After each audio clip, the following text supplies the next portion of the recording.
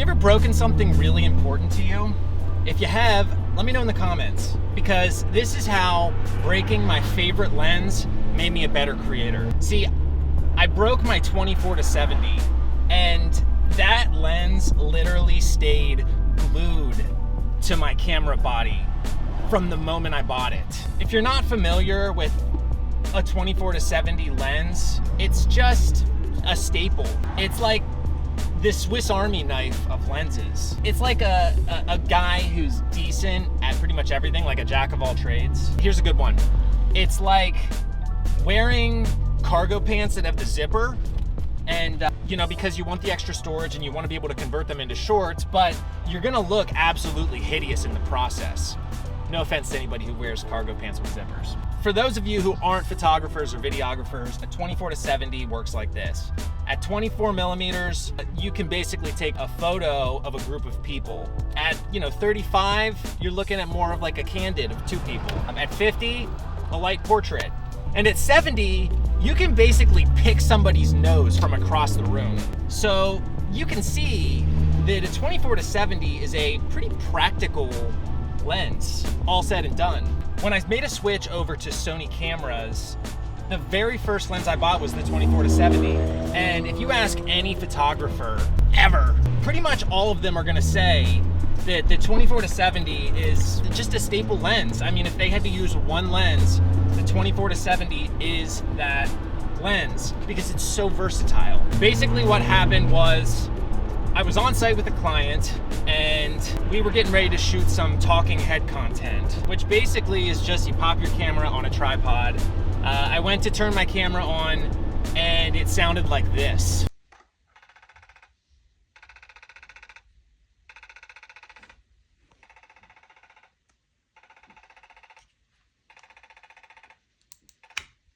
Nobody ever wants their super expensive equipment to make sounds that it's not supposed to make.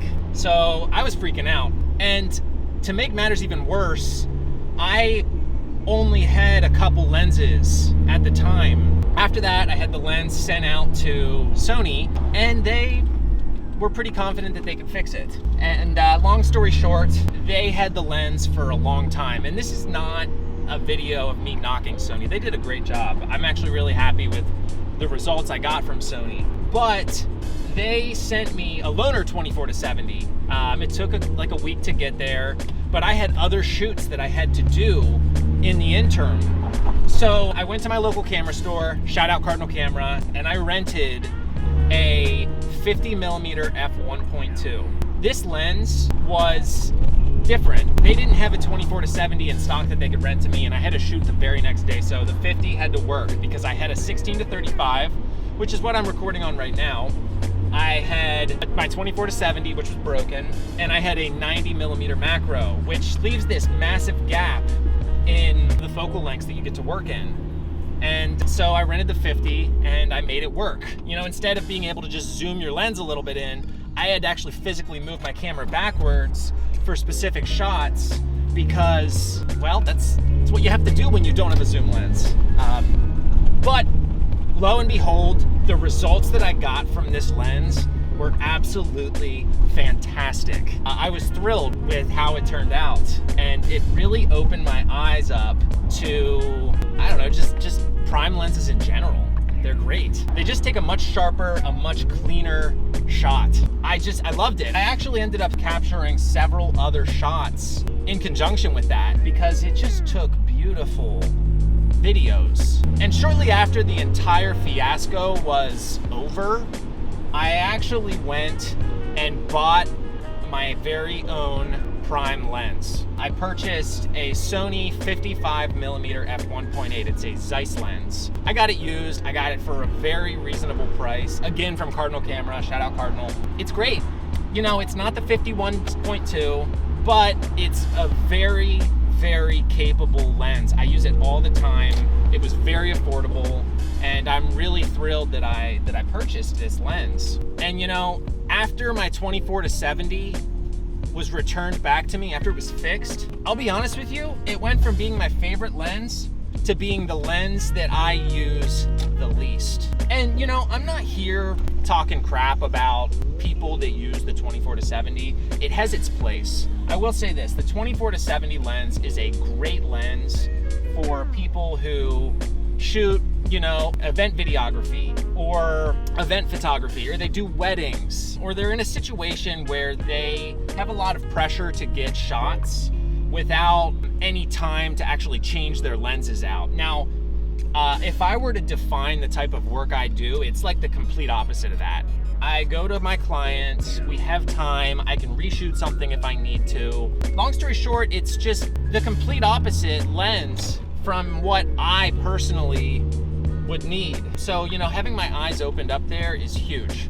And I guess the moral of the story here is, when life gives you lemons, you make lemonade. And I always looked at that quote and was like, okay, yeah, whatever. But when I was thrown into this scenario where my favorite lens just totally took a crap on me, I had to figure out how to make lemonade. And in the moment, I found a different tool to solve the same problem. And it actually ended up being a better tool.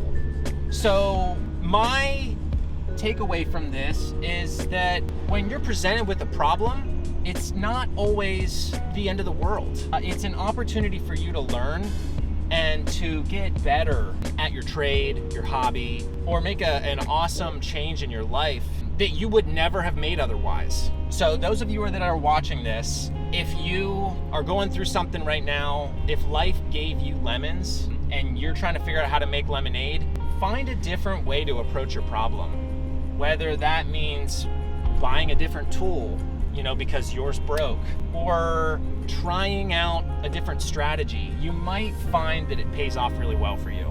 Another thing that was really awesome that just kind of happened as a byproduct, I ended up purchasing some vintage lenses. And if you know anything about vintage lenses, the prime lenses are the ones that people most want. So I've actually purchased about 4 vintage lenses since breaking my 24-70, and it's become this awesome thing for me.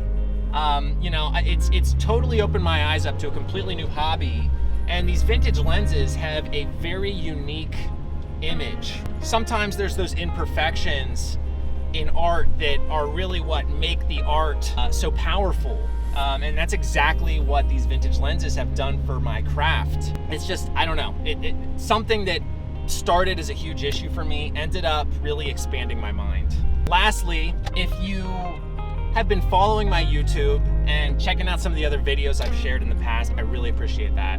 I took a break from sharing content on YouTube because I wasn't happy with the type of work that I was creating. I felt like it was forced. And I'm gonna talk more on this in a later video. But this video is almost completely unscripted. It's basically just me in my car doing something I love, talking about something I love. If you like this type of video, it's a little bit more raw, then let me know in the comments.